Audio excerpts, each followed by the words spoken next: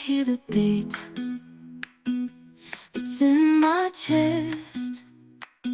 Got me feeling some kind of way. I confess the rhythm takes over. Hello everyone, welcome back to my YouTube channel Legal World. Myself Dr. Seema Goyal. In the series of company law, today I am going to discuss one of the most important questions relating to the company law, that is the meeting and its various kinds under the company law. Under the Company Act 2013, there are the two types of shareholders meetings that takes place. First one is annual general meeting and second one is extraordinary general meeting. Firstly, I will deal with annual general meeting, that is AGM. According to Section 96 of the Company Act 2013, annual general meeting must be held by the type of the company, whether it may be a public company or private company, limited company or unlimited company, or limited company by guarantee or with or without share capital. So it may be any company. Means every company must hold a annual general meeting, that is must. Thus every company other than the one person company shall every year in each year held a annual general meeting, that is essential. Second one is annual general meeting is the regular feature and it held annually and ordinary business is transacted in such meetings. Third one is every annual general meeting shall be called during the business hours between the 9 to 6 of any day, not on the days of holidays. It shall be held either at the registered office of the company or at some other place within the city, town, or village in which the registered office of the company is situated. Next, not more than 15 months shall elapse between the date of one annual general meeting and the next annual general meeting. Next one is, in the case of first annual general meeting, it shall hold within the period of 9 months from the date of closing of the first financial year. And in other cases, annual general meeting shall be held within a period of 6 months from the date of closing of the financial year. If we talk about the power of the tribunal to call the annual general meeting, that is described under Section 97 of the Company Act. As per Section 97, if any default is made in holding the annual general meeting, the tribunal may, on the application of any member of the company, call an annual general meeting of the company. If we talk about the punishment for default, that is described under Section 99 of the Company Act. Section 99 provides that if in case of any default is made in holding the annual general meeting of the company, every officer of the company in default shall be punishable with fine which may extend to rupees 1 lakh rupees. In case continuous default, with further fine which may extend to rupees 5,000 for every day during which default continues. If we talk about the importance or significance of the annual general meeting, basic concept of the company law is that the ultimate control of the company should be with the shareholders. So it is desirable that at least once in a year the shareholders of the company assemble and review the performance of the company and take the important decisions. Annual general meeting affords the opportunity for the purpose. The agenda of the annual general meeting includes: number one, to consider the board of directors and the report of the state of affairs of the company. Second, to consider the auditor's report. Third, to consider the profits and losses and balance sheet of the company. Next, to declare the dividend and to appoint the directors in place of retiring directors and to appoint the auditors and fixing the remuneration. In the annual general meeting, the ordinary business as well as the special business can be transacted. These are the certain purposes for calling the annual general meeting. And the second type of meeting, that is the extraordinary general meeting.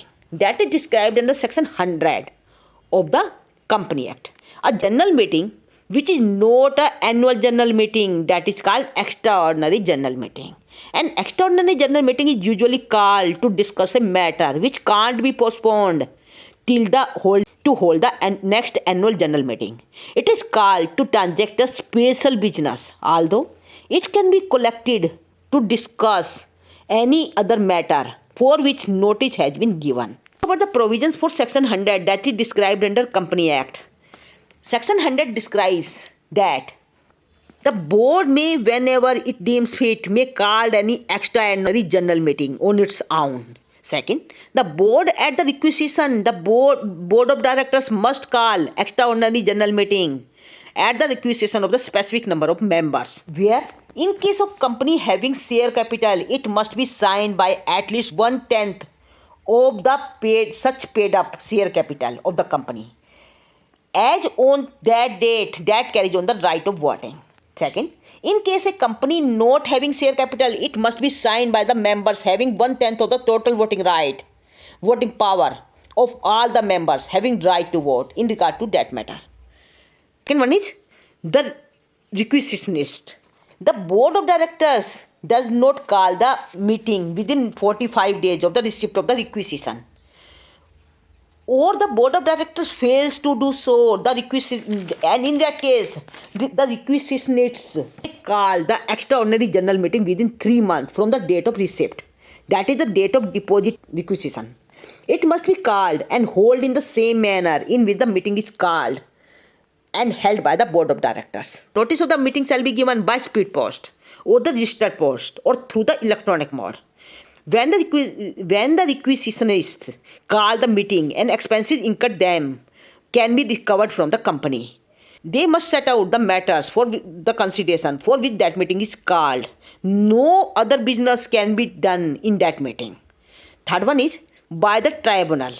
Such meeting can be called by tribunal. As per section 98, tribunal may either suo motu or on the application of the director or any member of the company who would be entitled to vote at the meeting, order a meeting of the company to be called, held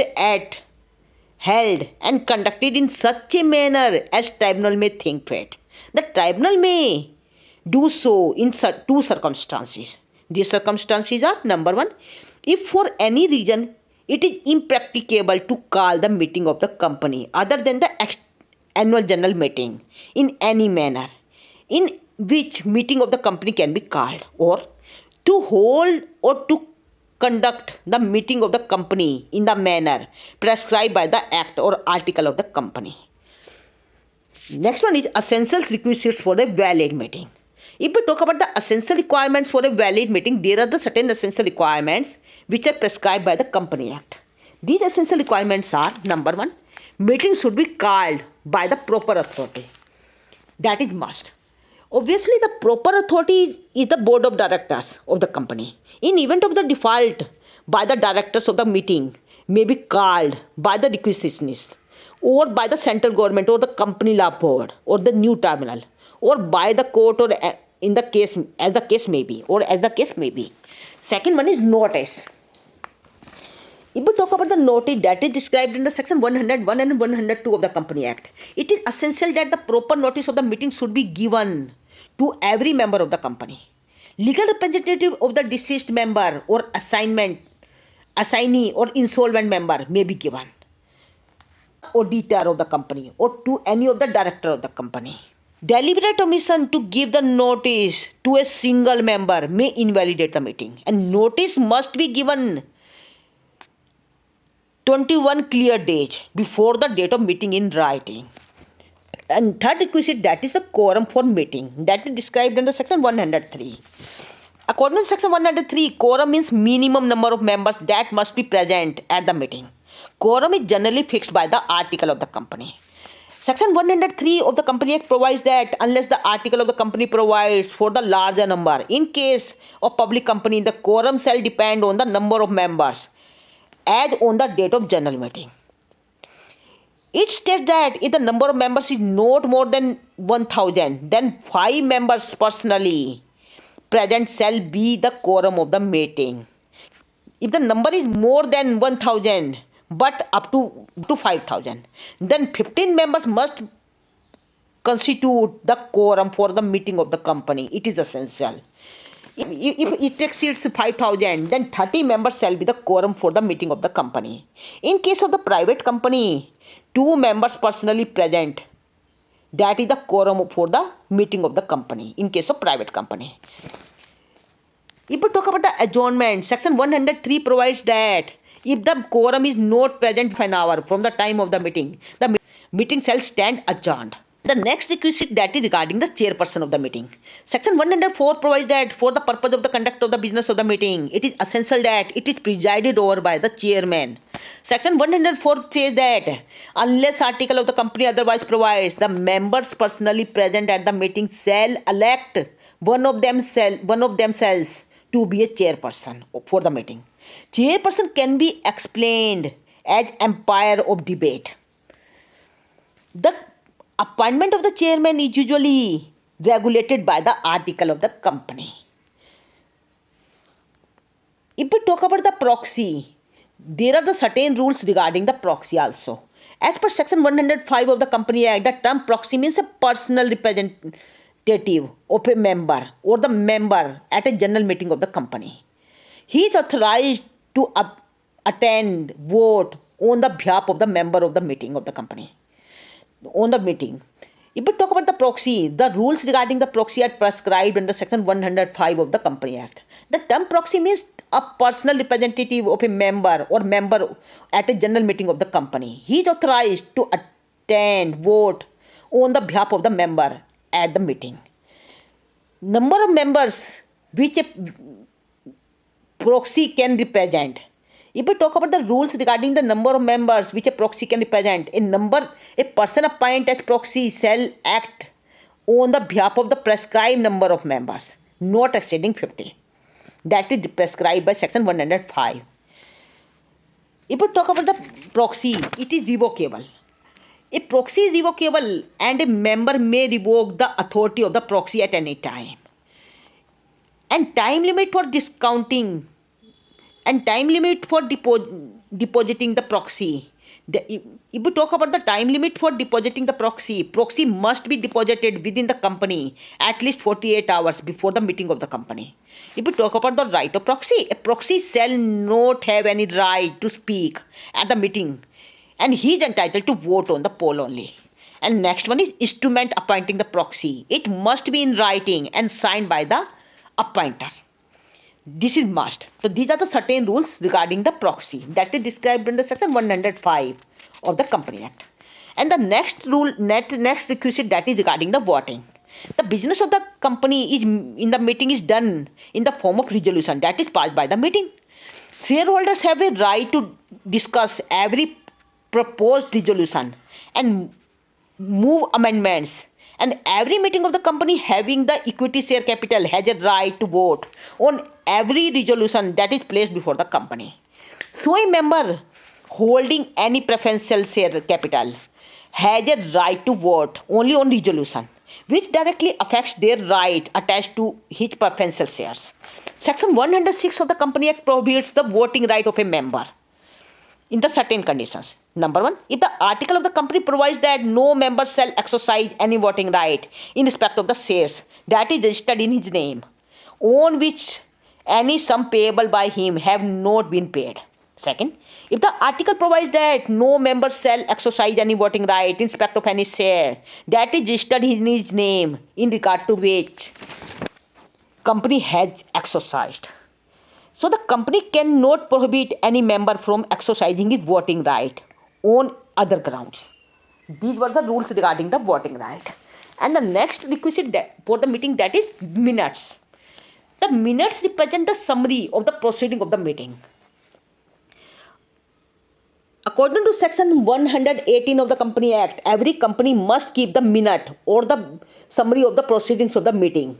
That is the record or the proceedings of the general meeting and the meeting of the board of directors and of every committee of the board.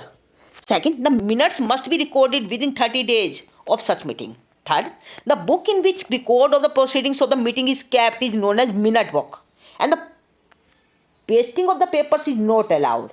Fourth, each page of the minute book should be signed and last page of the record of the proceedings of each minute shall be dated and signed by the chairman of the company. Next one is the minute of each meeting shall contain a fair and correct summary of the proceeding. And next one is the chairman of the meeting may exclude from the minute any matter which is inflammatory of any person, or which is irrelevant or immaterial of any proceeding, or it is detrimental to the interest of the company. And the minute kept in accordance with the provisions of this section shall be the evidence of the proceedings that is recorded therein. And all the appointment made at the meeting aforesaid shall be included in the minutes of the proceedings. And 8.1 is, in case the meeting of the board of directors of the company or board of directors, the minute of the meetings also contain the name of the directors present in the meeting. In case of resolution passed at the meeting, the names of the directors, if any, dissenting from. And in case of any default made in complying with the provisions of this section in present of meeting of the company, shall be liable to penalty. That may extend to rupees 20,000. And every officer of the company who is in default shall be liable to pay the penalty of rupees 5,000. And lastly, if a person is found guilty of tampering with the minute proceedings of the meeting, he shall be punishable with the imprisonment, which may extend to 2-year imprisonment, and with fine and not less than 25,000, but which may extend to rupees 1 lakh rupees. This was all about the meetings of the company. And this is also one of the most important questions for the examination point of view. If you have any doubt, you must put down in the comment section. And don't forget to like, share and subscribe this channel for the further way. Thank you. I step up to the mic, gonna make it swing. Feel the rhythm in your bones, let the music sing. Got that poppin'.